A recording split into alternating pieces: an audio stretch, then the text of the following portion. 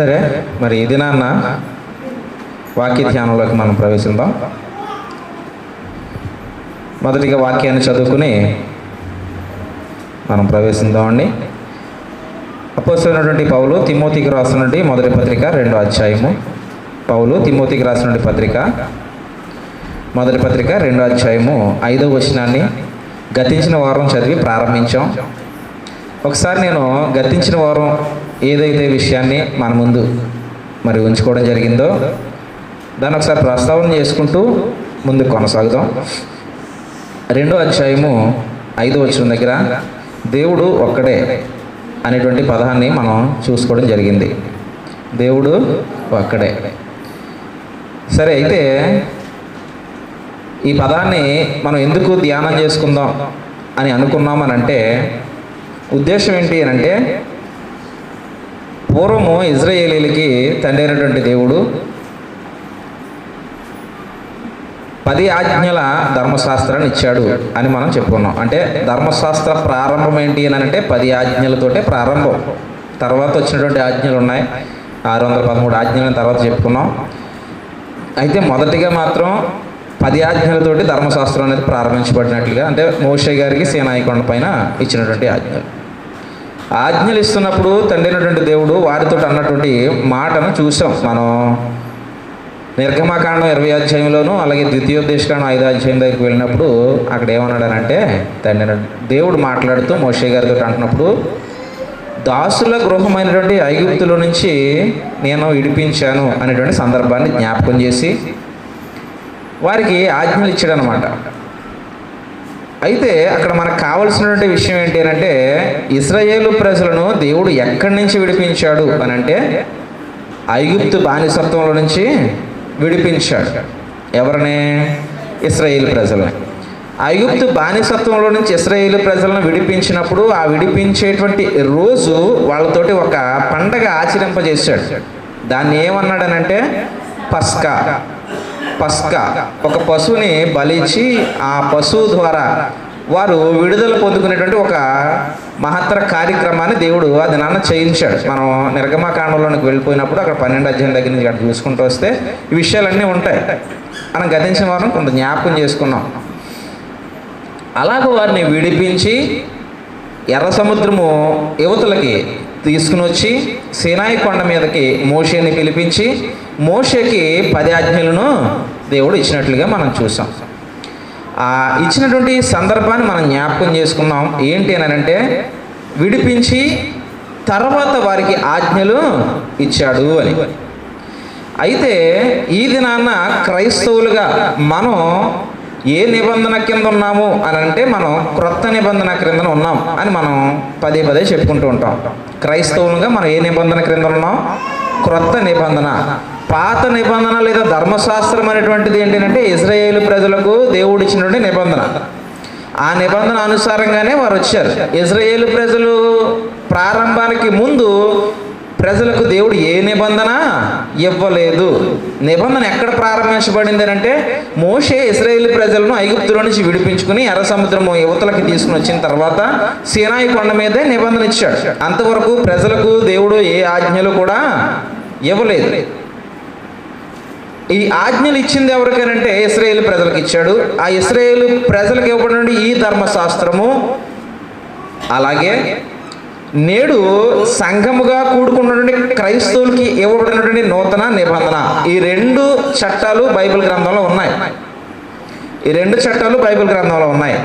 అయితే మొదటి చట్టం అనేటువంటిది ఒక వర్గానికి మాత్రమే ఇచ్చాడు, అది ఇశ్రాయేలుకి మాత్రమే ఇచ్చాడు. కానీ 2వ చట్టం అనేటువంటి నూతన నిబంధన ఇది ఎవరికి ఇచ్చాడనంటే ప్రత్యేకంగా ఒక వర్గానికంటే ఇవ్వలేదు. భూమి మీద నుండి ప్రజలందరికీ వర్తిస్తుంది. ఇది భూమి మీద ఉన్నటువంటి ప్రజలందరికీ ఈ 2వ చట్టం అనేటువంటిది అందరికీ వర్తిస్తారు. అయితే భూమి మీద ఉన్నటువంటి వారు ఎవరైతే నమ్మి రక్షణలోనికి ప్రవేశిస్తారో వారికి మాత్రం అన్నమాట. అందులో ఇశ్రాయేల్ అని లేదు, అందులో గ్రీసు దేశానికి సంబంధించిన వాడు అని లేదు, దానిలో అనాగరికుడు అని లేదు, నాగరికత తెలిసిన వాడు అని లేదు, పురుషుడని లేదు, స్త్రీ అని లేదు, ఏ భేదము లేదు. దీనిలోనికి అందరూ ప్రవేశించవచ్చు. ప్రవేశించినటువంటి ప్రతి ఒక్కరికి ఇవ్వబడినటువంటి చట్టం ఏంటి అంటే నూతన నిబంధన చట్టం. అదే పూర్వకాలానికి వెళ్ళిపోతే ఇశ్రాయేలీలకి మాత్రమే ఇచ్చినటువంటి చట్టం ధర్మశాస్త్రము లేదా పాత నిబంధన చట్టం. ఇలాగ 2 చట్టాలు ఉన్నాయి. అయితే వారికి ఆ చట్టాన్ని ఇచ్చేటప్పుడు వారిని విడిపించి ఇచ్చాడు ఐగుప్తు బానిసత్వంలో నుంచి. క్రైస్తవులుగా నేడు మనకి ఈ చట్టాన్ని ఇస్తున్నటువంటి అదే దేవుడు మనల్ని కూడా విడిపించాడు. ఎక్కడి నుంచి విడిపించాడు అన్నది మనం చెప్పుకున్నాం. ఎక్కడి నుంచి విడిపించాడు? మనం ఏ బానిసత్వంలో ఉన్నాం, నేను ఏ బానిసత్వంలోనూ లేనివాడినే అని ఒక మనిషి అనుకుంటాడట. అయితే అలాంటి అనుకునేటువంటి మనిషికి యేసుప్రభువే చెప్పినటువంటి సమాధానం ఏంటో గతించినట్టు వారం చూసాం. ఏంటి అని అంటే, పాపము చేయు ప్రతివాడును పాపానికి దాసుడు. యోహాను సువార్త 8వ అధ్యాయంలో మనం చూసాం. పాపం చేసేటువంటి ప్రతివాడు పాపానికి ఏంటండి? దాసుడే. అయితే పాపం అనగా ఏమిటి? పాపం చేసే ప్రతివాడు పాపానికి దాసుడే. అయితే పాపం అనగా ఏంటి? ఏంటి పాపం అనగా? బైబిల్ 4 స్టేట్మెంట్లు ఇచ్చింది. పాపం అంటే ఏంటో 4 స్టేట్మెంట్లు ఇచ్చింది. ఏంటి పాపం అనగా అని అంటే, ఒకటి ఆజ్ఞ అతిక్రమమే పాపము అని చెప్పింది. ఇంకొకటి విశ్వాస మూలము కానిదేదో, అంటే విశ్వాసంతో నువ్వేం చేయకపోయినా కానీ విశ్వాస మూలము కానిది ఏదో అది పాపం. అంటే నువ్వు చేసేటువంటి కార్యక్రమంలో విశ్వాసాన్ని ఉంచకుండా చేస్తే అది దేనికి వెళుతుంది? పాపానికి వెళుతుంది. ఆజ్ఞాతిక్రమే పాపం, విశ్వాస మూలము కానిదేదో అది పాపం, మేలైనది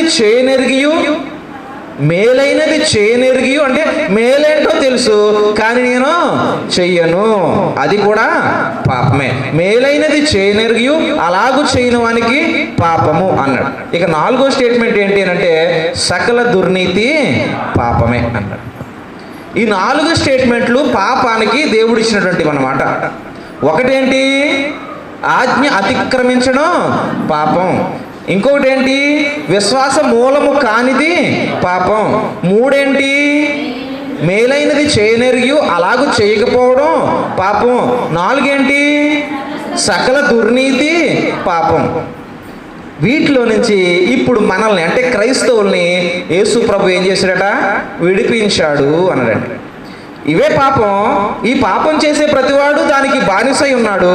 ఆ బానిసల నుంచి దేవుడు ఏం చేశాడంటే మనల్ని విడిపించాడు. విడిపించాడంటే అర్థం ఏంటమ్మా? ఇప్పుడు ఈ 4 మన యొక్క అడుగులు కానీ ఆలోచనలు కానీ వెళ్ళకూడదు. ఏ 4 పాపానికి నిర్వచనం చెప్పాడే ఆ నిర్వచనంలో ఉన్నటువంటి ఆ అర్థాలు ఎక్కడైతే కనిపిస్తున్నాయో అక్కడికి మన కాలు కానీ మన ఆలోచన కానీ ప్రవేశించకూడదండి. చాలా జాగ్రత్త పడాలి. అందుకనే మనకి ఇవ్వబడినటువంటి రక్షణనట మనం ఏం చేసుకోవాలి? కాపాడుకోవాలి. ఎలాగూ? భయముతోనూ వణుకుతోనూ. భయపడుతూ వణుకుతూ నువ్వు దేవుని దగ్గరికి వచ్చావు. దేవుడు ఏం చెప్తున్నాడో దాన్ని వింటూ పాపం అనేటువంటి ఆలోచన వైపు వెళ్లకుండా నిన్ను నువ్వు భద్రం చేసుకోవడానికి నువ్వు ఎప్పుడూ భయపడుతూనే ఉండాలి. ఇది దేవుడు చెప్తున్నటువంటిది అన్నమాట. అయితే అలాగ పాపంలో నుంచి మనల్ని విడిపించినట్లుగా పత్రిక రోమీలకు రాస్తున్నప్పుడు అపోస్తలుడైనటువంటి పౌలు కొన్ని విషయాలు చెప్పుకొచ్చారు. ఒకసారి దాన్ని మనం చూద్దాం. రోమాపత్రికలో 6వ అధ్యాయం దగ్గర మనం చూడగలిగితే, రోమాపత్రిక 6వ అధ్యాయంలో చూస్తే 6వ వచనం ఏమన్నాడనంటే, ఏమనగా మనమికను పాపమునకు దాసులము కాకుండుటకు పాప శరీరము నిరర్ధకమగునట్లు మన ప్రాచీన స్వభావము ఆయనతో కూడా సిలువ వేయబడినని ఎరుగుదుము. ఎవరు యేసుక్రీస్తుతో పాటు సిలువ వేయబడిన వారు? ఇప్పుడు నేను ఎక్కడున్నానండి? 2000 సంవత్సరాల క్రితం ఎప్పుడో యేసు ప్రభు సిలువ వేయబడ్డాడు. అదేంటి నేను ఎక్కడుండి అక్కడెక్కడో యేసు ప్రభు సిలువ వేస్తే దానిలో నేనెలా ఏకమయ్యాను? యేసు ప్రభు ఆ దినాన మరణించాడు. ఆ యేసు ప్రభు 3వ దినాన తిరిగి లేచాడు.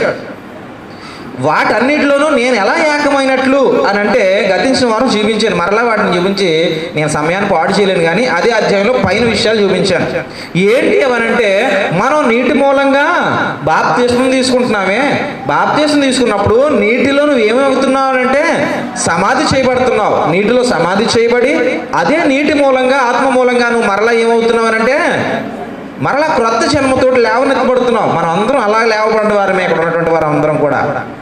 అలాగా ఆ మరణ సమాధి పునరుత్థానంలో ఎవరైతే పాలిభాగస్వామ్యం పొందుకుంటున్నారో ఈ బాప్తిస్మ కార్యక్రమంలో వారందరూ కూడా ప్రభుని యేసుక్రీస్తు ఆ దినాన్న పాప శరీరానికి సిలువేయించుకున్నారే, ఆ శిలువ యాగంలో మనమందరం కూడా ఏకమైన వారము అని చెప్తాడు ఈ వాక్యాన్ని బట్టి. అలాగా ఆ శిలువ ద్వారా మన పాప జీవితం చనిపోయి ఆయన పునరుత్థానంలో మనం ఏకమవుట ద్వారా మనం నూతన జీవాన్ని, అంటే పాపం అనేటువంటి ఆలోచన మనలోనికి రాకూడదు అన్నది దేవుడు ఇక్కడ నొక్కి చెప్తున్నటువంటి వాస్తవం. క్రైస్తవుడిగా మారిన తర్వాత పాపం అనే దాన్ని నీ దరి చేరనివ్వకూడదు అని దేవుడు మనకి నొక్కి చెబుతున్నాడండి. ఈ 4 స్టేట్మెంట్లు ఏవైతే మనం ముందుగా చెప్పుకున్నామో ఆ పాపానికి వచ్చినటువంటి స్టేట్మెంట్లో మన అడుగులు ఉండకూడదండి, మన ఆలోచనలు ఉండకూడదండి. ఏవో చిన్నదే కదా అనుకుంటాం, కానీ చివరి చెప్పినటువంటి స్టేట్మెంట్ ఏంటి? సకల దుర్నీతి అంటే ఏ చిన్నదైనా, సకల దుర్నీతి అంటే సమస్తము, ఏ చిన్నదైనా కానీ అది పాపంలోనికి వెళ్తుంది. దేవునికి వ్యతిరేకమైనటువంటి ఆలోచనతోటి మనం చేయకూడదు అంత మాత్రం దేవుణ్ణి తెలుసుకున్న తర్వాత. ఇలాగా మనల్ని శిలువ యాగం ద్వారా ప్రభువైనటువంటి యేసుక్రీస్తు ఏం చేశాడంటే మనల్ని ఏం చేశాడట? విడిపించాడు. అదే ఇక్కడ మనం చదువుకున్నాం. ఏంటి అంటే ఏలయనగా మనమికను పాపమునకు దాసులము కాదు. ఇంకా మనం చూస్తే ఇదే 6వ అధ్యాయంలో 18వ వచనాన్ని ఒకసారి చదివితే 17 నుంచి ఒకసారి మనం చదువుకుందామండి. మీరు పాపమునకు దాసులై ఉంటిరి కానీ ఏ ఉపదేశ క్రమమునకు మీరు అప్పగింపబడితిరో దానికి హృదయపూర్వకంగా లోబడిన వారే పాపము నుండి విమోచింపబడి నీతికి దాసులైతిరి. ఇందుకు దేవునికి స్తోత్రము. దేని నుంచి మనం విడిపింపబడ్డామంటే ఇప్పుడు పాపము నుండి విడిపింపబడ్డాం. అంటే మనం ఏం చేసినా విశ్వాసం లేకుండా చేయకూడదనమాట. మనం ఏం చేసినా ఆజ్ఞను అతిక్రమించేవారిగా ఉండకూడదనమాట. మనకి మేలైనది తెలిసిన తర్వాత దాన్ని చేయకుండా మనం ఉండకూడదు, కొంతమందిని చేయకుండా ఆపే కార్యక్రమాలు కూడా చేయకూడదు. మేలైనది ఏంటో తెలిసిన తర్వాత, తెలియనప్పుడు ఎలాగూ చేయలేం. మేలైనది ఏంటో తెలియనప్పుడు ఎలాగూ చేయలేం. తెలిసిన తర్వాత మనం చేయకుండా ఉండకూడదు, ఎవరైనా చేస్తుంటే వారిని ఆపేవారుగా కూడా ఉండకూడదు. ఇంకా ఏంటంటే ఏ దుర్నీతిలోనూ మన ఆలోచన ఎంటర్ అయ్యే విధంగా మనము ఉండకూడదు. ఈ 4 జాగ్రత్త పడితే అప్పుడు మనం పాపంలో నుంచి విడిపింపబడ్డాం అనేటువంటి ఒక ధీమాలోకి వస్తాం. లేదనుకోండి ఇంకా మనం ఎక్కడున్నాం? పాపంలోనున్నాం. అలాగా విడిపింపబడినటువంటి మనతోటి దేవుడు ఏం చెబుతున్నాడు అని అంటే అపోస్తులకు ఇచ్చినటువంటి బోధ ద్వారా చెప్పాడు. ఒకసారి మనం ఎక్కడ చూద్దాం? అపోస్తుల కార్యాలు 1వ అధ్యాయం దగ్గర అపోస్తులకు చెప్పినటువంటి దాన్ని ఒకసారి మనం చూసి ముందుకు ప్రయాణం చేసే ప్రయత్నం చేద్దాం.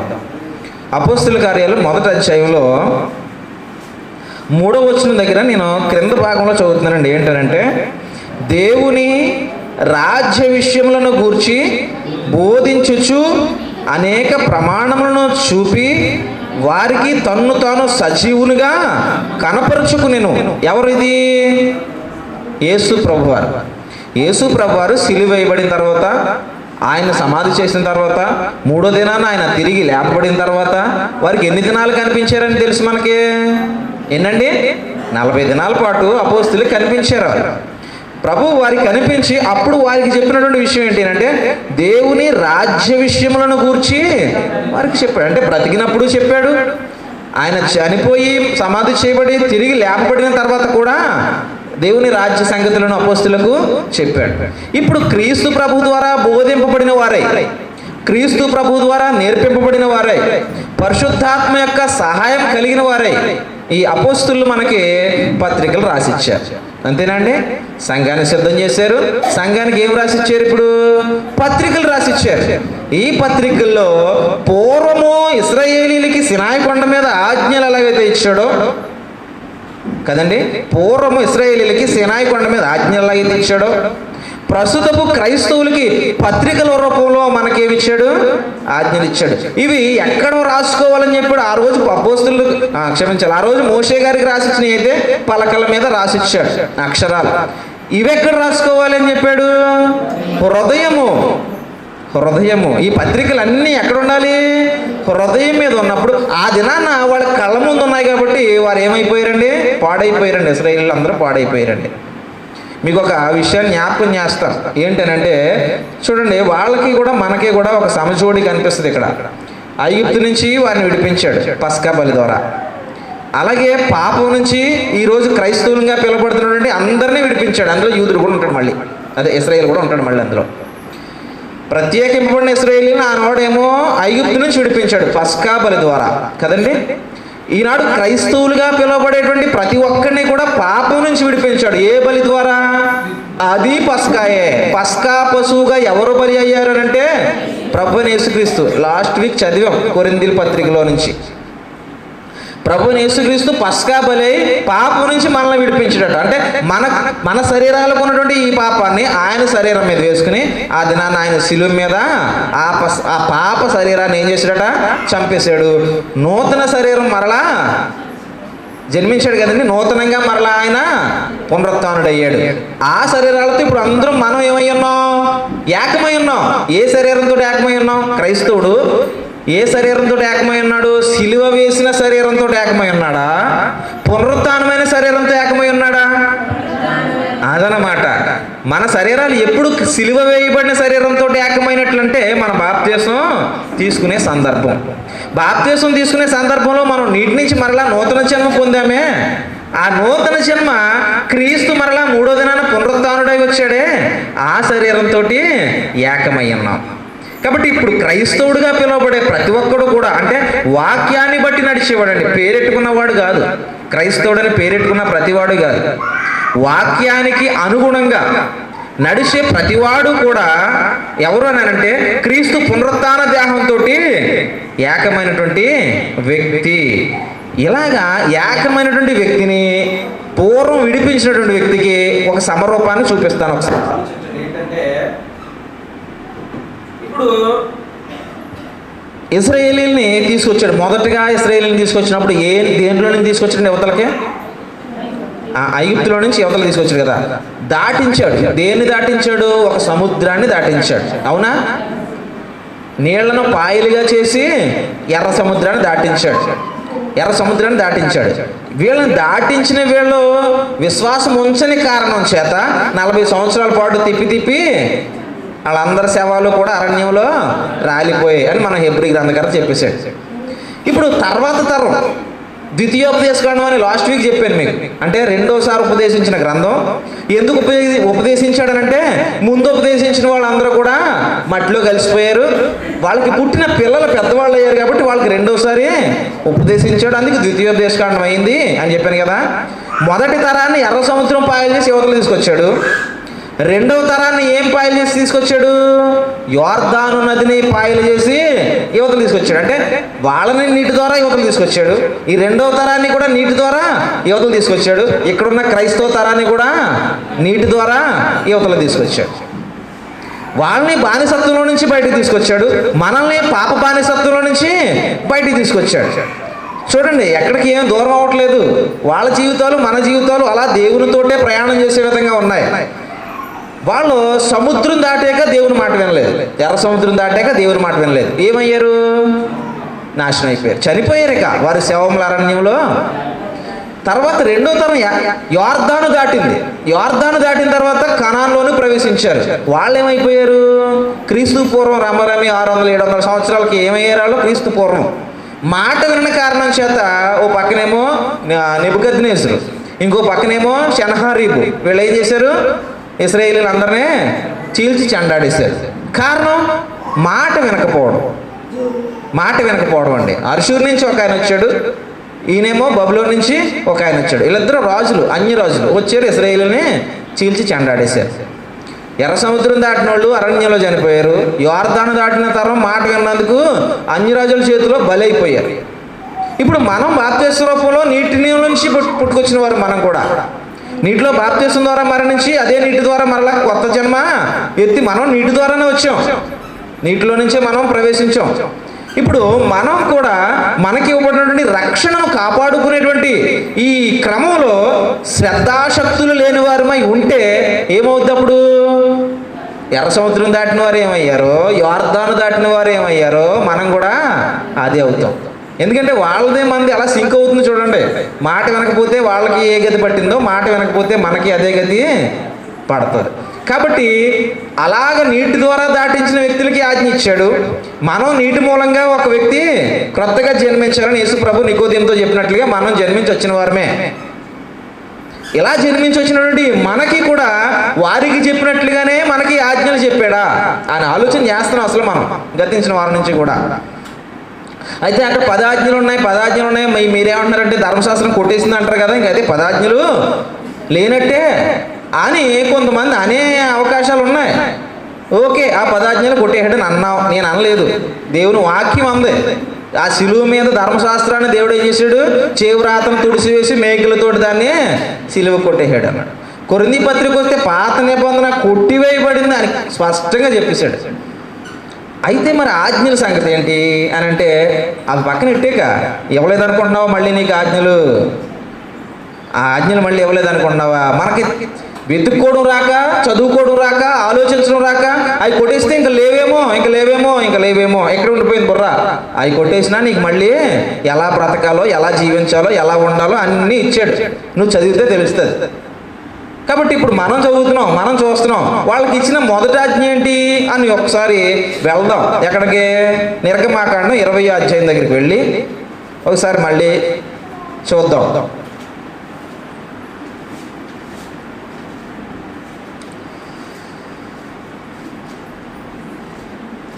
నిర్గమకాండము 20వ అధ్యాయము 3వ వచనం దగ్గర, అంటే ప్రారంభం నుంచి కూడా ఒకసారి నేను చదువుతున్నాను. ఒకసారి ఏముందంటే ఇక్కడ, దేవుడు ఈ ఆజ్ఞలన్నీ వివరించి చెప్పెను. నీ దేవుడినైన యెహోవాను నేనే దాసుల గృహమైన ఐగుప్తులో నుండి నిన్ను వెలుపలకి రప్పించి తిని అని చెప్పి మాట్లాడి వాళ్ళని రప్పించాడు. మనల్ని కూడా పాపంలో నుంచి వెలుపలకి రప్పించాడు. సంఘం అంటే అర్థం ఏంటి? పిలువబడిన వారు. ఏంటి సంఘం అంటే అర్థం ఏంటండి? పిలువబడిన వారు. ఎక్కడి నుంచి పిలువబడ్డారు అని అంటే, లోకంలో నుంచి పిలువబడ్డారు, పాపంలో నుంచి పిలువబడ్డారు. పిలువబడిన వారు, ప్రత్యేకింపబడిన వారు సంఘం అంటే. పరిశుద్ధపరచబడిన వారు, పరిశుద్ధులుగా ఉండడానికి పిలువబడిన వారు సంఘం అంటే అని అర్థాలు ఉన్నాయి. ఇలా చెప్పి వారితో అనే మాట ఏంటంటే, నేను తప్ప వేరొక దేవుడు నీకు ఉండకూడదు అన్నాడండి. నేను తప్ప వేరొక దేవుడు నీకు ఉండకూడదు ఇలా చెప్పాడు. తర్వాత ద్వితీయోపదేశకాండంలో 2వ తరానికి చెప్పినటువంటి ఆజ్ఞ కూడా మనం ఒకసారి చూస్తే 5వ అధ్యాయం దగ్గర 6వ వచనం దగ్గర నుంచి చూస్తే, దాసుల గృహమైన ఐగుప్తులో నుండి నిన్ను రప్పించిన నీ దేవుడునైనా యెహోవాను నేను తప్ప వేరొక దేవుడు నీకు ఉండకూడదు. నేను తప్ప వేరొక దేవుడు నీకు ఉండకూడదు. 6వ అధ్యాయం ద్వితీయోపదేశకాండం 6వ అధ్యాయం 4వ వచనంలో ఏమంటున్నాడంటే, ఇశ్రాయేలు ఎవరినన్నాడండి? ఇశ్రాయేలు వినుము, మన దేవుడైన యెహోవా అద్వితీయుడకు యెహోవా అన్నాడండి. అద్వితీయుడు అనంటే, ద్వితీయుడు అంటే ఏంటి? రెండో వాడు ఎలాంటి వాడు లేడని అర్థం అండి. ఎందుకు చెప్పాడు ఒకసారి మనం వాళ్ళకి ఎందుకు చెప్పాడు అని ఆలోచన చేస్తే చాలా పెద్ద విషయం అయిపోతుంది. మళ్ళీ ఇప్పుడు వాళ్ళకి ఎందుకు చెప్పాడనంటే, ఐగుప్తులో వాళ్ళు బానిసలుగా ఉన్నప్పుడు ఐగుప్తు ప్రజలు ఎవ్వరికీ యెహోవా దేవుడు అంటే తెలుసా? ఎవ్వరికీ తెలియదు. ఈ ఇశ్రాయేలు ప్రజలు అందరూ ఎక్కడ ఉండిపోయారు? ఐగుప్తులో మాత్రమే ఉన్నారు. ఇంక భూమి మీద ఎక్కడ లేరు. భూమి మీద ఉన్న వాళ్ళందరికీ యెహోవా అంటే ఎవరో కూడా తెలియదు. ఓన్లీ అబ్రహాము నుంచి వచ్చినటువంటి సంతానం వీళ్ళు ఎవరైతే ఉన్నారో, అలాగే యాకోబు ఇశ్రాయేల్ నుంచి వీళ్ళందరూ వచ్చారు. వీళ్ళకే యెహోవా అంటే ఎవరో తెలుసు, కానీ మిగిలిన వాళ్ళు ఎవ్వరికీ యెహోవా అంటే ఎవరో తెలియదు. అది కూడా స్పష్టంగా వాళ్ళకు కూడా తెలియదండి. ఎందుకని ఇశ్రాయేల్ ప్రజలకు కూడా స్పష్టంగా దేవుడు ఎంతటి వాడని వాళ్ళకు కూడా తెలియదండి. మళ్ళీ మోషే వెళ్ళిన తర్వాత, మోషే చేసినటువంటి కార్యక్రమాలన్నీ చూసిన తర్వాత ఏదో నమ్మకంగా అవనమ్మకంగానేనండి అన్ని కార్యక్రమాలు జరిగించాడు. కాకపోతే వాళ్ళందరూ దేవుని ప్రజలు కాబట్టి వారిని విడిపించడానికి దేవుడు కార్యక్రమాలు చేశాడు అనుకోండి, అది వేరే విషయం. అయితే ఇశ్రాయేలు ప్రజలకు మాత్రమే యెహోవా అంటే ఎవరో తెలుసు తప్ప అక్కడ ఐగుప్తుకు తెలియదు, బయట ఉన్నటువంటి వారికి ఎవరికి కూడా తెలియదు. కానీ అప్పటికి బయట ప్రపంచం అంతా ఎలాగుంది? బయట ప్రపంచం అంతా ఎలాగుందనంటే, ఒక శుక్రవారం మీకు జ్ఞాపకం చేశాను నిమ్రోద్ అనేటువంటి వాడి గురించి. నిమ్రోద్ అనేటువంటి వాడి గురించి. వీళ్ళు తెరాహు అంటే అబ్రహాము తండ్రి, అబ్రహాం తండ్రి అండి. ఆ టైంలో వ్యక్తి అనమాట నిమ్రోద్ అనేటువంటి వాడు. ఆ నిమ్రోద్ అనేటువంటి వాడు ఒక పూజా విధానాన్ని భూమి మీద పుట్టించాడనమాట. ఎవరు? నిమ్రోద్ అనేటువంటి వాడు. యెహోవా ఎదుటే, దేవుని ఎదుటే పరాక్రమం గల వేటగాడు అనేటువంటి బిరుదు ఉంది అతనికి, దేవుడే పెట్టాడు. అంటే దేవుని ఎదుటే తిరగబడేటువంటి మనసు కలిగిన వాడు అనమాట అతను. దేవుని ఎదుటే దేవుని మీద తిరగబడే మనసు కలిగిన వాడు నిమ్రోద్ అంటే. వాడు ఏం చేశాడంటే భూమి మీద మనుషులు ఒక పూజా విధానాన్ని అతను ప్రారంభించాడు. అసలు స్టార్టింగ్ అదే ఆరాధన, విగ్రహారాధన అనేటువంటిది. ఆ నిమ్రోదు తనని పూజించాలి, నేను గొప్పవాడు, నన్ను పూజించాలనే ఆలోచన అప్పుడున్న ప్రజలకు అందరికీ పుట్టించాడు. ప్రారంభ ప్రజలకండి. మనం ఆదికాండం 11వ అధ్యాయం 10వ అధ్యాయం దగ్గరికి వెళ్ళిపోతే ఈ విషయాలు కనిపిస్తాయి. అతను పుట్టించినప్పుడు ఈ విషయాలంటే నిమ్రోదు కనిపిస్తాడండి. ఈ విషయాలన్నీ కనిపించవు. మళ్ళీ అక్కడ లేవిటంటారు మీరు, నిమ్రోద్ కనిపిస్తాడు. అయితే నిమ్రోద్ వీటన్నింటినీ పుట్టించాడు అనేటువంటిది ఏంటంటే చారిత్రాత్మకంగా తెలిసిన విషయం అనమాట. బైబిల్లో లేదు అది. ఆ తర్వాత యాషారు గ్రంథంలో ఉంది ఆ విషయాలన్నీ కూడా. అయితే ఈ నిమ్రోదు పుట్టించిన ఈ పూజా విధానాన్ని ఆ దినాన ప్రజలు, మనందరికీ తెలిసిన ఒక విషయం ఏంటంటే వారు బాబేలు గోపురాన్ని కట్టారు కదండి. ఎవరో అప్పుడున్న ప్రజలండి, ప్రారంభ ప్రజలు బాబేలు గోపురాన్ని కట్టారు నోవాహు ద్వారా. తర్వాత పుట్టుకొచ్చిన తరాలు బాబేలు గోపురాన్ని కట్టినప్పుడు దేవుడు ఏం చేశాడంటే వారి భాషలను తారుమారు చేశాడు. కార్యక్రమం జరగనివ్వలేదు. అసలు బాబేలు గోపురానికి శంకుస్థాపన చేయించాడు ఎవరు అనుకుంటున్నారు? ఈ నిమ్రోదే. ఈ నిమ్రోదు చేయించాడు అనమాట. ఇక పైన నేను ఉంటాను, మీకు ఏమైనా సమస్యలు వస్తే మీరు అందరూ కూడా పైకి ఎక్కొచ్చు. ముందు వచ్చిన వర్షాలు లాంటివి వస్తే, భూమి ఏమైనా నిండిపోయి ప్రమాదం వస్తే మీరు అందరూ పైకి వచ్చేయచ్చు అని చెప్పి ఆ ఏర్పాట్లు చేస్తే దేవుడు ఆ ఏర్పాట్లు ముందుకి కొనసాగినవ్వలేదు. అప్పుడు ఏం జరిగిందంటే భాషలు తారుమారు, అక్కడి నుంచే భాషలు పుట్టుకొచ్చాయి. లేదా అప్పుడు వరకు భూమి మీద ఉన్న మనుషులందరికీ కూడా ఒక్కటే భాష ఉంది. ఆ బాబేలు గోపురం కట్టేటప్పుడు దేవుడు భాషలు తారుమారు చేశాడు. ఒకరి భాష ఒకరికి అర్థం కాకుండా చేశాడు. అప్పుడు ఏమైంది? అప్పుడు దాకా ఒక విధానం ఉంది వాళ్ళ మనసులో. ఏ విధానం ఉంది? పూజ చేయాలి, పూజ చేసే విధానం ఉంది కదండి. ఎవరిని పూజ చేస్తున్నారు? నిమ్రోదుని చేస్తున్నారు, ఆ భార్యని చేస్తున్నారు. వాళ్ళిద్దరినే దేవుడు దేవత అని పూజ చేస్తున్నారు అనమాట వాళ్ళిద్దరినే. అలా పూజ చేస్తున్నటువంటి వ్యక్తులు సడన్గా భాషలు మారిపోయినాయి, భావాలు అలాగే ఉన్నాయి. ఏం మారిపోయి? భాషలు మారిపోయి. భాషలు బట్టి ఏమయ్యారు ప్రజలందరూ? వారి వారి దారుల్లో, అంటే అక్కడికి వెళ్తే కనిపిస్తాయి మనకి. కొంతమంది కాలువ గట్లంట, కొంతమంది అరణ్యాలంట, కొంతమంది కొండలంట. అలాగే ఏమయ్యారు? భాషలను బట్టి మనుషులు చెదిరిపోయారు భూమి మీద. అప్పుడు విస్తరించారండి మనుషులు. ఈ విస్తరించినప్పుడు భాష చేంజ్ అయినా కానీ భావం ఉంది. దేవుడు అంటే ఎవరో? ఆ నిమ్రోద్ అనేటువంటి వాడే కనపడుతున్నాడు అప్పుడు వాళ్ళకి. ఆ ఆలోచనతో వెళ్ళిపోయారు వాళ్ళు. భాషను బట్టి పేరు పెట్టుకున్నారు అంతేక. నిమ్రోదు, ఇప్పుడు ఆకాశరాణి అని చెప్పి మనకి ఇందులో పేరు ఉంటుంది, అలా ఆవిడ పేరు సెమీరమిస్ అనమాట ఆవిడ పేరు. ఈ పేర్లు వాళ్ళ భాషను బట్టి మార్చేసుకున్నారు. ఇక ఇలా ప్రయాణాలు వెళ్ళిపోయారు కదా భూమి అంతా. వాళ్ళకి వచ్చిన భాషను బట్టి ఆ పేర్లు మార్చుకుని పూజా విధానాలు వాళ్ళు అవలంబిస్తున్నారు. అది జరుగుతుందన్నమాట. ఇశ్రాయేలీలు బయటకు వచ్చేటప్పటికి, ఐగుప్తు నుంచి వీళ్ళు బయటకు వచ్చేటప్పటికి భూమి మీద జరుగుతున్నటువంటిది ఏంటంటే అక్కడ ఉన్నటువంటి ఆ బీజం భాషను బట్టి వేరైపోయింది తప్ప ఎవరిలోనూ కూడా దేవుడు అంటే తెలిసినటువంటి ఆలోచన ఎవ్వరిలోనూ లేదు. ఇలా ఉన్నప్పుడు వాళ్ళతో చెప్తున్నాడు ఏమని? అయ్యా దేవుణ్ణి అంటే నేనయ్యా, కానీ మనిషి పూర్తిగా నన్ను ఏమయ్యాడు? మర్చిపోయి వాడికి వచ్చిన ఆలోచన బట్టి, వాడికి ఉన్నటువంటి ఉద్దేశాలను బట్టి, వాడి విధానాల్లో వాడు వెళ్ళిపోతున్నాడు. కానీ మీరు, నేను అబ్రహాముకు వాగ్దానం చేసిన ప్రజలు, మీరు నా ప్రజలు. కాబట్టి మీరు వారి వలె ఉండకూడదు. నేనే దేవుణ్ణి, అది మీరు తెలుసుకోవాలి. నేను తప్ప వేరొక దేవుడు నీకు ఉండకూడదు అని వాళ్ళకి నొక్కి నొక్కి చెప్పడానికి కారణం అదండి. ఎందుకంటే వాళ్ళు వచ్చేటప్పటికి భూమి మీద రకరకాల దేవుళ్ళు విధానాలు ఉన్నాయి ఇశ్రాయేలీలు బయటకు వచ్చేటప్పటికి.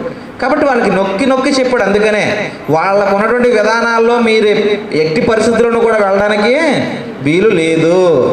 మీ దేవుడిని నేను. వాళ్ళందరూ ఏంటంటే ఆ రోజు నిమ్రోదు పెట్టినటువంటి ఆలోచన బట్టి భూమి మీద చెదిరిపోయి వాళ్ళ విధానాల్లో వాళ్ళు ఉన్నారు. మీరు అబ్రహాముకి నేను చేసినటువంటి వాగ్దాన సంపద మీరంతా కూడా. కాబట్టి మిమ్మల్ని నేను విడిపించుకున్నటువంటి నేను ఎవరినో మీరు ఎప్పుడు గుర్తుపెట్టుకుని ఉండాలి. కాబట్టి నేనే మీకు దేవుడను, నేను తప్ప వేరొక దేవుడు ఉండకూడదు. ఆ మాట వాళ్ళకి అప్పుడు ఆ విధంగా చెప్పాడండి. ఎవరికి? పూర్వం ఇశ్రాయేలీ. ఇప్పుడు మనం నూతన నిబంధనకు వద్దాం ఒకసారి. ఇంకా మనం విస్తరించి మాట్లాడుకోవచ్చు కానీ అంత అవసరం కాదు, మన సమయం కూడా సరిపోదు అంత ఎక్కువ. ఇప్పుడు మనం నూతన నిబంధనకు వచ్చేస్తే ఇప్పుడు వాళ్ళకి ఏం చెప్పాడండి? ఒకటో ఆజ్ఞ ఏం చెప్పాడు వాళ్ళకి? మనం అండి ఆజ్ఞల్నే పరిశీలన చేస్తున్నాం అండి. కాకపోతే కొంచెం ఎక్కువ మాట్లాడుకుంటున్నాం అంతే. ఆజ్ఞల్నే పరిశీలన చేస్తున్నాం, ఉన్న విషయాలన్నీ కాదు. వాళ్ళకి ఇచ్చిన ఎన్ని ఆజ్ఞలు? 10 ఆజ్ఞల్ని పరిశీలన చేస్తున్నాం. కొట్టేసాడు అంటున్నారు, ఇంక లేవేటైతే ఇప్పుడు అయితే వ్యభిచరించవద్దు, దొంగతనం చేయవద్దు, నరహత్య చేయవద్దు అన్నాడు, కొట్టేసాడంటే ఇవన్నీ చేసేచ్చు అనమాట. అనుకోకుండా అవన్నీ మళ్ళీ ఉన్నాయిరా నాయన, నూతన నిబంధన ఇచ్చి వాటిని వదిలేదు, వాటిని మించినటువంటి విధానాన్ని క్రైస్తవుడికి దేవుడు నేర్పించాడని మనం ఇప్పుడు పరిశీలన చేసి తెలుసుకుంటున్నాం అనమాట. ఓకే, ఎప్పుడు ఫస్ట్ ఉన్నటువంటి ఆజ్ఞ ఉందండి, దేవుడు నీకు ఉండకూడదు. ఓకే, ఇప్పుడు ఒక్కడు అద్వితీయుడు అని చెప్పాడు కదా, ఇశ్రాయేలు వినుము నీ దేవుడైన యెహోవా అద్వితీయుడు అంటే ఒక్కడే అని చెప్పేసి అన్నాడు. ఇప్పుడు మన నూతన నిబంధనలకు వస్తే ఇదే ఆజ్ఞ మనకు కనిపిస్తుందా లేదో ఒకసారి చూద్దాం. ఆల్రెడీ ఇందాక చదివాం, తిమోతికి రాసిన పత్రిక పౌలు గారు రాసింది. అందులో ఏమన్నాడు ఆయన? దేవుడు ఒక్కడే అన్నాడు. ఏమన్నాడంటే దేవుడు ఒక్కడే అన్నాడు.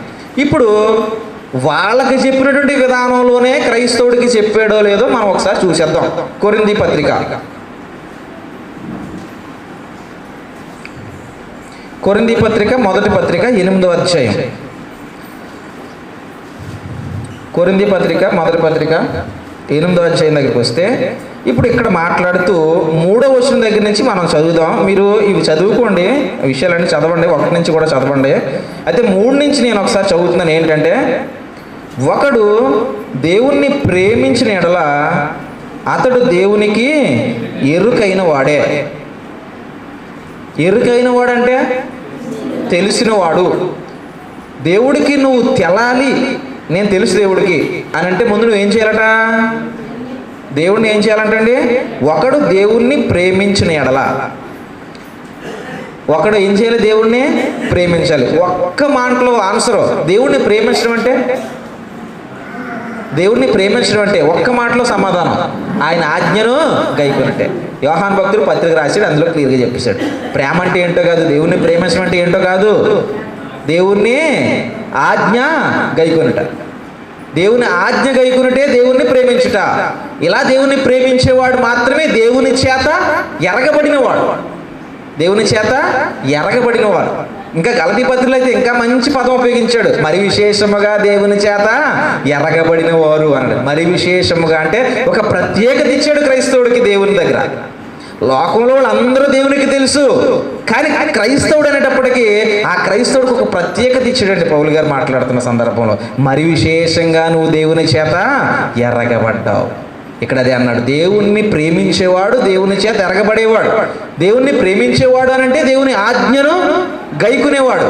దేవుని ఆజ్ఞలు అంటే అక్కడ ఉన్నాయి 10, ఇక్కడ ఉన్నాయే ఏంటో ఒకసారి చూస్తున్నాం మనం. అంటే 10 కాదు, 10 సత్యంగా కనిపించాయి కాబట్టి చెప్పుకుంటున్నాం. ఇక్కడున్న ఒకసారి ఇది చూస్తున్నాం. ఇదే సందర్భంలో మనం ఏమన్నానంటే 4వ వచనం ఏం చదువుతున్నాం? కాబట్టి విగ్రహమునకు బలిగా అర్పించిన వాటిని తినుట విషయంలో ఇక్కడ ఒక విగ్రహాన్ని తీసుకొచ్చి మాట్లాడుతూ, లోకమందు విగ్రహము వట్టిదనియు ఒక్కడే దేవుడు తప్ప వేరొక దేవుడు లేడనియు ఎరుగుదుము. దేవతలనబడినను వారు, ప్రభువులనబడిన వారును అనేకులున్నారు. ఆకాశమందైనను భూమి మీదైనను దేవతలనబడినవి ఉన్నను మనకు ఒక్కడే దేవుడున్నాడు, ఆయన తండ్రి. మనకు ఒక్కడే దేవుడున్నాడు, ఆయన తండ్రి. ఆయన ఎక్కడ ఉంటాడు? ఆయన పరలోకమందు ఉన్నాడు అని చెప్పి యేసుప్రభువు గారు చెప్పారు. ఏమండి, మనకు ఒక్కడే తండ్రి ఉన్నాడు, ఆయన పరలోకమందు ఉన్నాడు. అలాగేనండి చెప్పాడు వాళ్ళకి, ఇశ్రాయేలీలకి. ఇశ్రాయేలు విను, నీకు ఒక్కడే దేవుడు ఉన్నాడు, నేను తప్ప వేరొక దేవుడు నీకు లేడు. ఇక్కడ మనకేం చెప్పాడు? ఇక్కడ అలాగే చెప్తున్నాడు క్రైస్తవుడికి, లోకముందు విగ్రహములు ఒట్టిదనియో ఒక్కడే దేవుడు తప్ప వేరొక దేవుడు లేడనియో ఎరుగుదుము. దేవతలనబడిన వారును ప్రభువులనబడిన వారును అనేకులున్నారు. ఆకాశమందైనను భూమి మీదైనను దేవతలనబడి ఉన్నను మనకు ఒక్కడే దేవుడున్నాడు, ఆయన తండ్రి అన్నాడండి. అంటే ఆకాశమందు భూమి మీద దేవతలు అనబడినవి, దేవతలు ఉన్నాయా అని అంటే దేవతలు అనబడినవి అనడండి. బైబిలే చెప్తుంది ఉన్నారా అని అంటారేమోనని ఏమన్నాడండి, క్లారిటీ ఇచ్చాడు, అనబడినవి అని. మనం పెట్టుకున్నాం, మనం ఏం చేసుకున్నాం, మనం పెట్టుకున్నాం. ఇది ఒకసారి చూడండి, రోమపత్రికలో ఎలా పెట్టుకున్నారో చెప్పాడు. అక్కడ రోమపత్రికలో చెప్పాడు ఒకసారి 1వ అధ్యాయం దగ్గర, రోమపత్రిక 1వ అధ్యాయం దగ్గర ఆయన ఏమంటాడంటే 25వ వచనం దగ్గర, అట్టివారు దేవుని సత్యమును అసత్యమునకు మార్చి సృష్టికర్తకు ప్రతిగా సృష్టమును పూజ చేస్తున్నారు అన్నాడండి. సృష్టికర్తకు బదులుగా అంటే దేవునికి బదులుగా మనుషులండి, దేవునికి బదులుగా ఏం చేస్తున్నారంటే దేవుడు సృష్టించిన సృష్టికి చేస్తున్నారట భజన. దేవుడు సృష్టించిన సృష్టికి చేస్తున్నారు మనుషులు భజన. సత్యాన్ని మర్చిపోయారు. సత్యం అనగా దేవుడు ఉన్నవాడు. సత్యం అంటే ఉన్నదే కదా. సత్యం అంటే ఏంటండి, ఉన్నదే. లేనిదాన్ని లేదు అని చెప్పడం, ఉన్నదాన్ని ఉంది అని చెప్పడమే సత్యం అంటే. కాబట్టి సత్యం అనేటువంటి ఆ ఉన్న దేవుణ్ణి మర్చిపోయి దేవుని చేత సృజించబడినటువంటి సృష్టి మీద మనిషి యొక్క మనసు పడిపోయిందండి. ఈ సృష్టి మీదే ఉంటుంది మనిషి మనసు ఎప్పుడు కూడా. ఆ సృష్టికర్త మీదకి వెళ్ళదు మనసు. ఆ సృష్టికర్త మీదకి వెళ్ళేవాడు నిజమైనటువంటి క్రైస్తవుడిగా నిలబడగలడు. సృష్టికర్తను మర్చిపోయి సృష్టి మీద మాత్రమే దృష్టి ఉండేవాడు లోక సంబంధిగా మాత్రమే మిగిలిపోతాడు చనిపోయేవాడు కూడా. ఈ విధంగా మనుషుల యొక్క ఆలోచన ఏమవుతుందంటే, మనం పెట్టుకుంటున్నాం, మనం పుట్టించుకుంటున్నాం, మనం సృష్టించుకుంటున్నాం. ఒక మనిషి పెడుతున్నాడు, ఒక మనిషి పుట్టిస్తున్నాడు, ఒక మనిషి సృష్టిస్తున్నాడు. మనం యెషయా గ్రంథానికి వెళ్ళిపోతే 43వ అధ్యాయం దగ్గర ఆయన అంటాడు, ఒక కర్ర తీసుకున్నావు, కర్ర తీసుకుని ఒక చెట్టు నరికావు, 2 కొమ్మలు ఉన్నాయి, ఒక కొమ్మనేమో పొయ్యిలో పెడుతున్నావు, ఒక కొమ్మకేమో ఒక రూపాన్ని చెక్తున్నావు. నువ్వే కొడుతున్నావు, నువ్వే చేస్తున్నావు, నువ్వే రూపాన్ని చెక్తున్నావు.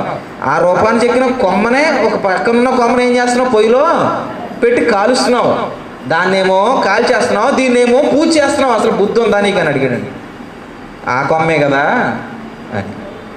కాబట్టి ఇంకా మనం 2వ ఆజ్ఞ దగ్గరికి వెళ్ళినప్పుడు ఇంకా ఇవన్నీ వస్తాయి. ఇంకా 2వ ఆజ్ఞ ఉంది, వాళ్ళకి చెప్పిన 2వ ఆజ్ఞ. అప్పుడు మనం కూడా దాని గురించి ఆలోచించవచ్చు. అదే దీని గురించి మాత్రమే చూస్తున్నాం కాబట్టి వాళ్ళతో ఏమన్నాడండి, దేవుడు ఒక్కడే ఉన్నాడు, దేవుడు ఒక్కడే అని చెప్పాడు. మనతో కూడా అదే చెప్పాడు. అనబడినవి ఎన్నో ఉండొచ్చు, కానీ మనకు ఒక్కడే దేవుడు ఉన్నాడు అన్నాడు. ఎఫెసీ పత్రికలో ఒకసారి ఆలోచన చేద్దాం. ఎఫెసీ పత్రికలో కూడా మాట్లాడుతూ 4వ అధ్యాయం, ఎఫెసీ పత్రిక 4వ అధ్యాయము 6వ వచనం దగ్గర అందరికీ తండ్రి అయిన దేవుడు అక్కడే, ఆయన అందరికీ పైగా ఉన్నవాడై అందరిలోనూ వ్యాపించి అందరిలో ఉన్నాడు అన్నాడు. ఎవరైనా తండ్రి, ఎవరైనా తండ్రి, తండ్రి అయినటువంటి దేవుడు ఎక్కడున్న ఆయన పరలోకమందు ఉన్నటువంటి ఆయన అక్కడే ఉన్నాడు, పరలోకమందు ఉన్నాడు. ఆయన ద్వారానే ఇదంతా అంటే సృష్టి క్రమము కానీ సృష్టి కార్యక్రమాలు కానీ ఇవన్నీ జరుగుతున్నాయి. ఆయన మన అందరిలోనూ ఉన్నాడు అంటున్నాడండి. చూడండి, అందరికీ తండ్రి అయిన దేవుడు ఒక్కడే, ఆయన అందరికీ పైగా ఉన్నవాడై అందరిలోనూ వ్యాపించి అందరిలో ఉన్నాడు. అందరిలో ఉన్నాడు. ఎప్పుడు ఉంటాడు దేవుడు అందరిలోనూ? నువ్వు విశ్వసించినప్పుడు ఉంటాడు, ఆయన్ని ఎరిగినప్పుడు ఉంటాడు, ఆయన్ని ప్రేమించినప్పుడు ఉంటాడు. నువ్వు విశ్వసించలేదు, ఆయన ఎరగలేదు, ఆయన్ని ప్రేమించలేదు, ఇవేవీ చేయనప్పుడు దేవుడిలో నీలో ఉంటాడని అనుకోవడం భ్రమ అంతే. దేవుడు అందరిలోనూ ఉన్నాడని ఇక్కడ చదివాం, మనం అన్నాం. అలాగే లోకస్తుడు కూడా దేవుడు అందరిలోనూ ఉంటాడు అనుకోవచ్చు. ఎప్పుడు ఉంటాడు దేవుడు అది కూడా తెలుసుకోవాలి. దేవుడు అందరిలోనూ ఉంటాడు, కానీ ఎప్పుడు ఉంటాడు దేవుడు అందరిలోనూ? నీ యొక్క మనస్థితి నిష్కల్మషమైనటువంటి కోణాన్ని కలిగి ఉన్నప్పుడు మాత్రమే ఉంటాడు. నీ మనస్థితిలో గజిబిజి గందరగోళం ఉందనుకో, అంటే పాపానికి చెందినటువంటి కోణాలు ఏమైనా ఉన్నాయనుకో, మన స్టార్టింగ్లోనే చెప్పాం 4, ఆ కోణాలు ఏమైనా ఉన్నాయనుకోండి, దేవుడు నీలో ఉండడానికి అవకాశమే లేదు. ఎందుకంటే వెలుగు చీకటి కలిసి ఉండవు కదండి. వెలుగు వేరు, చీకటి వేరు, సత్యము అసత్యము కలిసి ఉండవు. అలాగే దేవుడు పాపము కలిసి ఉండవు. కాబట్టి పాపాన్ని ద్వేషించేవాడు దేవునితో కలిసి ఉంటాడు, పాపాన్ని ప్రేమించేవాడు దేవుని నుంచి దూరం అయిపోతాడు. ఇది జగమెరగాల్సిన సత్యం. పాపాన్ని ప్రేమిస్తూ దేవునితో ఉందాం అనుకోవడం అది అసాధ్యము, అసంభవం, అది అమాయకత్వం అంతే. పాపాన్ని ప్రేమించేవాడు దేవునితో ఉన్నాను అనుకోడు. పాపాన్ని ప్రేమించేవాడు ఎవ్వడు కూడా దేవునిలో లేడు, దేవుడు వాడితోటి ఉండడు కూడా. పాపాన్ని ద్వేషించేవాడు మాత్రమే దేవునిలో ఉంటాడు, పాపాన్ని ద్వేషించేవాడితో మాత్రమే దేవుడు ఉంటాడు. ఇది గుర్తుంచుకోవాలి మనం ఈ విషయాల్ని. కాబట్టి ఒకసారి మనం ఆలోచన చేసుకుందాం. ఇక్కడ ఏమంటాడంటే, లోకస్తులు వలె మీరు అనబడిన వారి వైపు వెళ్ళడానికి అవకాశం లేదు, మనకు ఒక్కడే దేవుడు ఉన్నాడు. ఇక్కడ అదే చెప్పాడు, అందరికీ తండ్రి అయిన దేవుడు ఒక్కడే. ఇప్పుడు ఒక ప్రశ్న మీ ముందు వేస్తున్నాం. తండ్రి అయినటువంటి దేవుడు ఒక్కడే అని చెప్పాడు, దేవుడు ఒక్కడే అన్నాడు. మరి యేసుక్రీస్తు గురించి ఇక్కడ సందర్భం వచ్చిందా? ఇంకొకటి మనం ఇక్కడ ఆలోచించాల్సింది ఏంటంటే, యేసుక్రీస్తు దేవుడు కాదు అని మనకి ఎక్కడెక్కడ చెప్పలేదు. ఇది ఇంకొక సబ్జెక్టు. ఆల్రెడీ ఒకసారి మీకు చెప్పాను, చాలా రోజుల క్రితం, మీకు గుర్తుందో లేదో నాకు తెలియదు, కానీ యేసుక్రీస్తు గురించి ప్రత్యేకంగా చెప్పానండి. క్రీస్తుని మనం ఎరగాలి అని, స్పష్టంగా తెలుసుకోవాలి అని చెప్పి ఒక సబ్జెక్టు జరిగింది మనకి. యూట్యూబ్లో ఉంటుంది, చూడండి. యేసుక్రీస్తు గురించి అందులో ఉంటుంది. ఇప్పుడు మనం తెలుసుకునేది ఏంటంటే, దేవుడు అనే సౌండ్. ఏం తెలుసుకుంటున్నాం మనం? దేవుడు అనే సౌండ్. దేవుడు అంటే ఒక వ్యక్తిగా, అంటే నాలాగో లేకపోతే రాజ్కుమార్ లాగో లేకపోతే బాబుమాయ్ లాగో ప్రత్యేకంగా తయారై ఒక చోట కూర్చునేవాడా దేవుడు అని అంటే? అది మన ఊహ. అందుకే ఒక చోట కూర్చోబెడతాడు మనిషి దేవుడిని. మనిషి ఏం చేస్తాడంటే, దేవుడిని తయారు చేసి ఒక చోట కూర్చోబెడతాడు. అక్కడ చూడడానికి వెళ్ళాలనుకుంటాడు. వాళ్ళని అన్యుడు అనుకున్నాడు, కానీ క్రైస్తవుడు కూడా అనుకుంటున్నాడు. ఏదో మేరీమాత కొండనో ఇంకోటనో బండనో అనుకుని అక్కడికి వెళ్తాడు. అక్కడ ఉన్నాడా? ఏమండి, ప్రత్యేకంగా ఎందుకు అక్కడ అసలు ఇంకా దాని గురించి మాట్లాడితే ఎవరు అన్నది? గౌరీపట్నం దాని గురించి మాట్లాడితే ఇంకా అదంత అవాస్తవమైన సంఘటన ఇంకోటి లేదు. నిజానికి క్రైస్తవుడు అర్థం చేసుకోలేక గౌరీపట్నం పోయి ఏముండదు ఇంతకీ అక్కడ?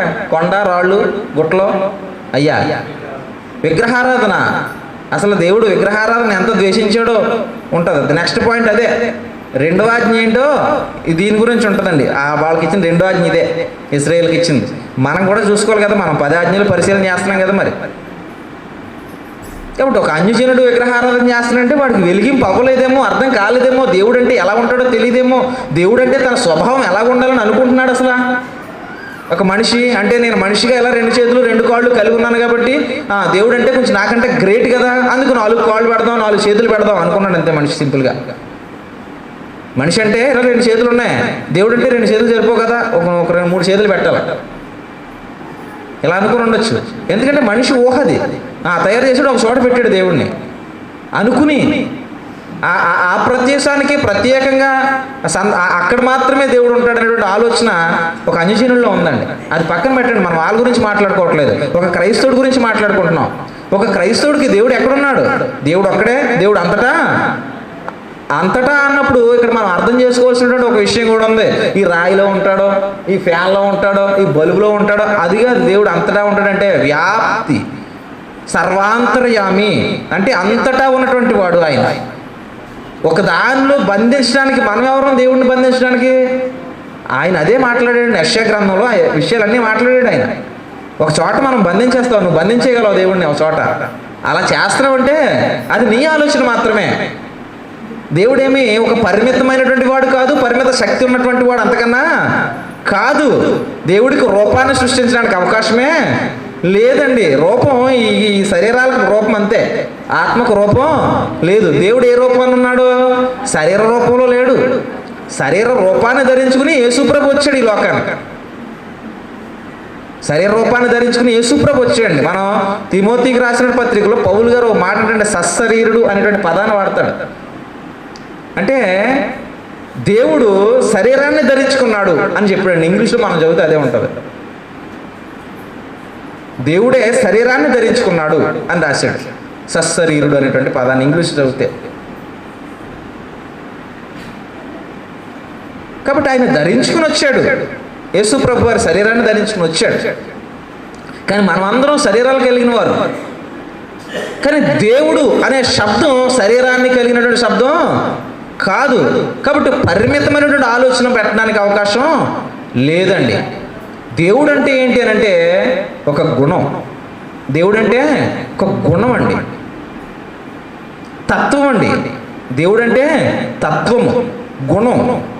చూడండి, వ్యక్తిత్వం అంటాం కదా, వ్యక్తిత్వం అంటాం. ఆడి వ్యక్తిత్వం మంచిది, వీడి వ్యక్తిత్వం చెడ్డది అంటుంటాం మనం.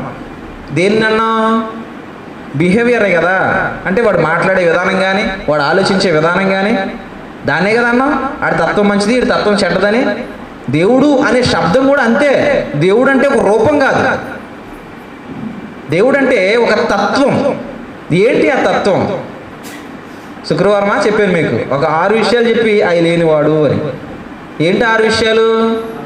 కామ, క్రోధ, లోభ, మోహ, మద, మత్సరం.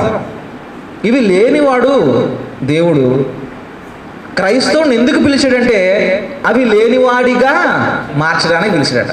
ఒక క్రైస్తవుడిగా నువ్వు ఎందుకు పిలువబడ్డావు అని అంటే దేవుడికున్న గుణాన్ని నువ్వు కూడా కలిగి ఉండడానికి పిలువబడ్డావు. నేను కూడా అంటే క్రైస్తవుడు అనేటువంటి వ్యక్తి ఎందుకు పిలువబడ్డాడంటే దేవుడికున్న గుణాన్ని కలిగి ఉండడానికి పిలువబడ్డాం. ఎఫెసీ పత్రికలో అదే చెప్పాడండి. క్రీస్తుకు కలిగినటువంటి ఆ సమానత్వంలోనికి మనం కూడా సమరూపం గలవారిగా మార్చబడ్డానికి సంఘం ఉపయోగపడుతుంది అన్నాడండి. క్రీస్తు ఏ తత్వాన్ని, ఏ గుణాన్ని కలిగి ఉన్నాడనంటే ఈ 6 లేనివాడిగా ఉన్నాడు, ప్రేమ కలిగిన వాడిగా ఉన్నాడు. ఈ 6 లేనివాడిగా ఉండి ప్రేమ కలిగిన వాడిగా ఉన్నాడు యేసు ప్రభువారు. కాబట్టి ఆ గుణాన్ని మనం కలిగి ఉంటే మనం కూడా దైవం అనేటువంటి ఆ శబ్దాన్ని కలుసుకోవడానికి అవకాశం ఉంది మనకు. అదే మనిషిగా ఉండి మనిషికి ఉండేటువంటి పాప కోణాలు కలిగి ఉంటే మనం దైవం అనే ఆ శబ్దాన్ని ఎంత మాత్రం కలుసుకోలేము, దైవాన్ని కలుసుకోలేము. ఇప్పుడు ఆ దైవం అనేటువంటి ఆ సౌండింగ్ వస్తుంది, అది రూపం మాత్రం కాదు. దైవం అనే సౌండింగ్ రూపం మాత్రం కాదు, ఒక తత్వం, ఒక గుణం. అది పూర్వకాలం ఇజ్రాయేలీలకి బయలుపరచబడింది యెహోవాగా కదా. ఇప్పుడు ఉన్నటువంటి క్రైస్తవుడికి బయలుపరచబడుతుంది, తండ్రి అయినటువంటి దేవునిగా బయలుపరచబడింది. ప్రభు అయినటువంటి యేసుక్రీస్తుగా, అంటే శరీరాన్ని ధరించుకున్నటువంటి వ్యక్తిగా వచ్చాడు. కానీ ఆయన ముందు నుంచి ఉన్నవాడు, దైవంగా ఉన్నవాడు అని చెప్పి యోహాను సువార్త ప్రారంభ వచనాన్ని చూస్తాం మనం. ఏమంటుంది అక్కడ? ఆది యందు వాక్యం ఉండెను, వాక్యము దేవుని యొద్ద ఉండెను, వాక్యము దేవుడై ఉండెను, ఆ వాక్యము శరీరధారి అయి కృపాసత్య సంపూర్ణిగా మన మధ్యన నివసించెను. అదే తిమోతికి రాశాడు, సశరీరుడిగా ప్రత్యక్షమాయెను అని. అంటే శరీరాన్ని కలిగిన వాడిగా గాడ్ అన్నాడు. ఒకసారి ఇంగ్లీష్ తీశారు, నా దగ్గర సెల్ ఫోన్ లేదు. అంటే దేవుడే శరీరాన్ని ధరించుకుని వచ్చినవాడు అని తిమోతికి రాసినటువంటి పత్రికలో చెప్పాడు. అంటే ఆ గుణం, ఆ తత్వం పూర్వం యెహోవాగా పిలువబడినటువంటి ఆయన కలిగి ఉన్నాడు. ప్రస్తుతం మనల్ని రక్షించడానికి ప్రభు అయినటువంటి యేసుక్రీస్తుగా ఈ లోకానికి వచ్చిన ఆయన దగ్గర ఇది ఉంది. ఏది? దైవం అనేటువంటి ఆ గుణం. కాబట్టి ఆ గుణం అనేటువంటిది ఈ సృష్టికి ఎన్ని ఉన్నాయి? ఒక్కటే ఉంది ఆ గుణం. ఆ గుణం సృష్టికి ఎక్కడ చూడు ఒక్కటే ఆ గుణం ఉంది. ఆ గుణం పూర్వం యెహోవాగా పరిచయం అయింది, ప్రస్తుతం తండ్రినటువంటి దేవునిగా, ప్రభునటువంటి యేసుక్రీస్తుగా, అంటే వాక్యమై ఉన్న దేవునిగా. కాబట్టి ఆ గుణాన్ని మనం ఆరాధన చేయాలి.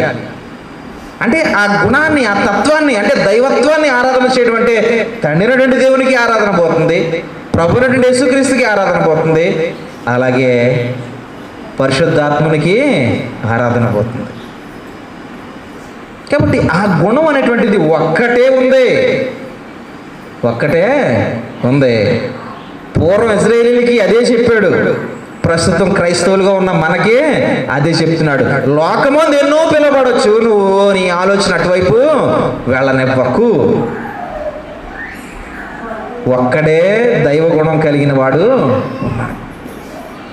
ఆయన పూర్వం యెహోవాగా ఆ ప్రజలకు తెలుసు, ప్రస్తుతం తండ్రినటువంటి దేవునిగా మనకు తెలుసు, ప్రభునటువంటి యేసుక్రీస్తుగా మనకు తెలుసు, అలాగే ఆదరణకర్త అయినటువంటి పరిశుద్ధాత్మునిగా మనకు తెలుసు.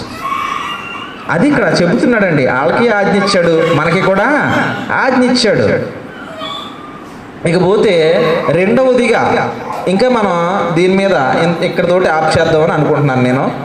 ఇంకా రెండవదిగా ఒకసారి మళ్ళీ వెనక్కి వెళ్దాం. ఎక్కడికి? నిర్గమకాండానికి వెళ్దాం. ఎందుకంటే వచ్చే వారం దీన్ని చదివి ప్రారంభించడానికి నాకు కుదరదు. ఎందుకు? పాత నిబంధనలు చదివి ప్రారంభించను. అందుకని ఇప్పుడు చదివేసి వచ్చే వారం నూతన నిబంధనలు ప్రారంభిద్దాం. రెండవదిగా ఒకసారి నిర్గమకాండము 20వ అధ్యాయం. నిర్గమకాండం 20వ అధ్యాయం దగ్గరికి వచ్చేస్తే ఇక్కడ రెండవ ఆజ్ఞగా 4వ వచనం దగ్గర చూస్తున్నాం. పైన ఆకాశం అందే కానీ, క్రింద భూమి అందే కానీ, భూమి క్రింద నీళ్ల యందే కానీ యుండు దేని రూపమునైనను విగ్రహమునైనను నీవు చేసుకొనకూడదు. ఏం చెప్పాడండి? ఇంకా ఉందా? ఏలయనగా నీ దేవుడైన యెహోవా, యెహోవానగు నేను రోషము గల దేవుడను, నన్ను ద్వేషించు వారి విషయంలో 3-4 తరముల వరకు తండ్రుల దోషము కుమారుల మీదకి రప్పించుచు, నన్ను ప్రేమించిన వారి ప్రేమించి నా ఆజ్ఞలు గైకొని వారిని 1000 తరముల వరకును కరుణించువాడునై ఉన్నాను. సరే, ఇది ఏంటంటే అవుట్పుట్ చెప్పాడు. ఆజ్ఞ ఏంటి అంటే పైన ఆకాశం అందే కానీ, క్రింద భూమి అందే కానీ, భూమి క్రింద నీళ్ళ అందే కానీ ఇండు దేని రూపమునైనను విగ్రహమునైనను నీవు చేసుకొనకూడదు, వాటికి సాగిలపడకూడదు, వాటిని పూజింపకూడదు. ఇది రెండో తరానికి కూడా చెప్పాడా అని ఒకసారి ద్వితీయోపదేశకాండానికి పోతే, అంటే ఉన్నదాన్ని 2 సార్లు ఎందుకు చదువుతున్నావు అంటే ఆయన ఎక్కడ వదలట్లేదు అని చెప్పడం. అక్కడ వదలలేదు, ఇక్కడ వదలలేదు, ఇప్పుడు వదలడు అని చెప్పడం. ఈ రెండో తరం దగ్గరికి వచ్చాం. 5వ అధ్యాయం అంటే ద్వితీయోపదేశకాండం 5వ అధ్యాయం దగ్గరికి వస్తే 8వ వచనం, పైన ఆకాశం అందే కానీ, క్రింద భూమి అందే కానీ, భూమి క్రింద నీళ్ళయందే కానీ యుండు దేని పోలికనైనా విగ్రహమునైనా చేసుకొనకూడదు, వాటికి నమస్కరింపకూడదు, వాటిని పూజింపకూడదు అన్నాడండి. తర్వాత అవుట్పుట్ అలాగ ఉండడం వల్ల వచ్చే ఉపయోగం ఏంటో తర్వాత చెప్పాడు. ఆజ్ఞది ఏంటి? ఏ విగ్రహాన్ని నువ్వు చేసుకోకూడదు. ఎక్కడ? ఆకాశంలో కానీ, భూమి మీద కానీ, నీళ్లలో కానీ. అంటే ఎంత స్పష్టంగా ఇచ్చాడండి వాళ్ళకి. విగ్రహాన్ని దేవుడు ఏం చేస్తున్నాడు? చేసుకోవద్దు అన్నాడండి. అంటే మనం ఇలా అన్నప్పుడు చాలామంది అనుకుంటారు విగ్రహారాధన అక్కడికి వెళ్దాం, తర్వాత ముందు మనవాళ్ళే చేసేసుకుంటున్నారు కదా. ముందు ఇంట్లో కూడా చెంప చెల్లు కొట్టిన తర్వాతే బయట దగ్గరికి వెళ్ళాలి. మనం బయటోడిని కాదు కదా అనేడు, మనం ముందు శుభ్రపడిపోయిన తర్వాత అప్పుడు బయటోడిని అన్నాక సరిపోతాం. మన దగ్గర శుభ్రం లేకుండా నీళ్ళు శుభ్రం చేసుకో అంటే అది బుద్ధిహీనత అవుతుంది. కాబట్టి అసలు విగ్రహాన్ని దేవుడు ఎంత ఎక్కువగా ద్వేషించేవాడో మనకి పూర్వకాలం నుంచి ఇజ్రాయేలీలతో మాట్లాడుకున్న సందర్భాలు చూస్తే అర్థమవుద్ది. అయితే వాళ్ళకి ఇచ్చిన రెండో ఆజ్ఞ ఏంటి? మనం అవన్నీ విషయాలన్నీ జ్ఞాపకం చేసుకునేది కాదు మన ఈ కార్యక్రమం. ఆజ్ఞలు మాత్రమే చూస్తున్నాం కాబట్టి ఒకవేళ అవన్నీ తెలుసుకోవాలంటే ఇంకా క్లాసులు ఉన్నాయి కదా, మనం బుధవారం కలుసుకుని, మీరు కలుసుకుని అన్నా, లేదా శుక్రవారం మళ్ళీ కలుసుకుని అన్నా, వాటిలో చెప్పుకోవచ్చు అవసరం అయితే ఇవన్నీ కూడా. ఇంకా కదా మనం చూసేది పర్టికులర్గా చూసేది ఆజ్ఞలు చూస్తున్నాం. ఒకటో ఆజ్ఞ చూస్తాం, వాళ్ళకి ఇచ్చాడు, మనకే ఇచ్చాడు. రెండో ఆజ్ఞ చూస్తే విగ్రహం గురించి వాళ్ళకి చెప్పాడు, మనకి ఏ విధంగా చెప్పాడో కూడా మనం తెలుసుకుందాం. ఇది రెండోది వచ్చే వారం తెలుసుకుందాం. ఓకేనా అండి? అందరికీ వందనాలు.